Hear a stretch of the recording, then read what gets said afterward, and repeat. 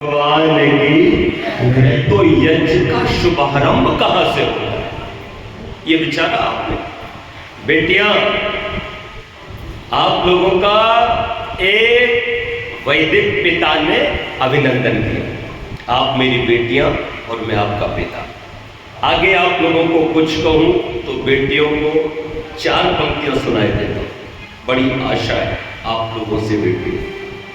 तुम्हारे सर पे हो चुनरी, तुम्हारे वस्त्र हो पावन, तेज झांसी की रानी सा हो सीता रुक्मिणी सामन। तेज झांसी की रानी सा हो सीता रुक्मिणी सामन।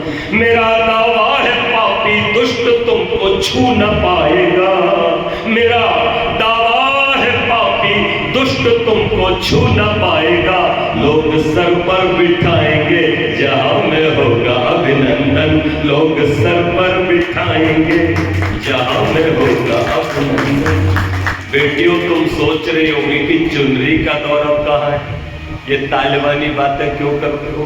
तो फिर कहूंगा, दौर फैशन का है, फैशन में भी रहना जरूरी है। दौर फैशन का है, फैशन में भी रहना जरूरी है। मगर माँ बाप कुल का मान भी रखना जरूरी है। मगर माँ बाप कुल का मान भी रखना जरूरी है। अगर चुनरी नहीं रखनी तो ना रखो, मगर सुन लो। अगर चुनरी नहीं रखनी तो ना रखो, मगर सुन लो। कमर में बांध कर पिस्तौल अब चलना जरूरी है। कमर में बांध कर पिस्तौल अब। तो प्यारी बेटियों, आपसे मैं बहुत आशा करता हूं, ये पिता है हम लोग का। तब मैं निवेदन कर रहा था, संकल्प का आरंभ, यज्ञ का आरंभ जो होता है ना, वो संकल्प से होता है। कहां से होता है? संकल्प से होता है।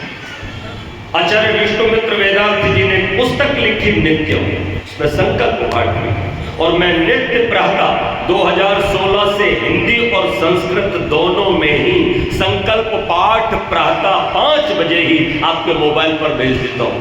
नमस्ते जी के माध्यम से आता है ना, उसका मैं ही भेजने वाला हूं, किसी भी रूप में आपको मिलता हूं। तो संकल्प क्या है, बस बहुत कम समय में आप लोग इतना जरूर समझ जाइएगा।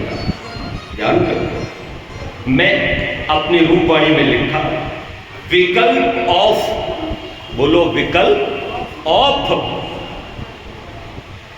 खुशियां ऑन, खुशियां ऑन। अगर हमारे पास विकल्प नहीं है, केवल संकल्प ही है, और संकल्प भी शुभ है, संकल्प भी शिव है, तो फिर खुशियां ही खुशियां होगी जीवन में। मोक्षाधिकारी बनना है, स्वस्थ सुखी जीवन जीना है, सामाजिक आत्मिक और शारीरिक उन्नति करनी है, तो अपने जीवन रूपी यज्ञ का आरंभ संकल्प से करो। संकल्प जब शुभ होते, शिव होते, तो सारे मनोरथ सिद्ध होते चले जाते हैं। लेकिन ध्यान रखना, अगर संकल्प थोड़े से भी ढीले हुए तो विकल्प सूर्पनखा की तरह बड़े सज धज करके आपके सामने आते हैं। विकल्प सूर्पनखा के सामने बड़े सज धज कर आपके सामने आते हैं और आपके संकल्पों को खा जाते हैं। मूल्य बात, इसलिए ध्यान से सुनो मेरी बात। भगवान राम के पास में कौन बैठी है? अरे सीता नहीं है, उनका संकल्प है। जब उनका विवाह होने वाला था, जनकपुरी में श्री राम थे, तो एक बार सीता अनमनी होकर जब मिली तो अंगूठे से भूमि को रेतने लगी। राम समझ गए कि सीता कुछ अनमनी है, समझ जाते। सीते से कहा, सीते लग रहा है कुछ कहना चाहती। तो सीता मानो कहना चाहती थी, आपके पिता ने 3 विवाह की, आपके तो लगता है कुल की परंपरा है, क्या मेरे साथ भी यही होगा? राम समझ गए आंखों से। ध्यान रखना, जो इशारों से समझ जाता है वही श्रेष्ठ होता है। ध्यान रखना, उसी को ग्रस्त में जाने का अधिकार है।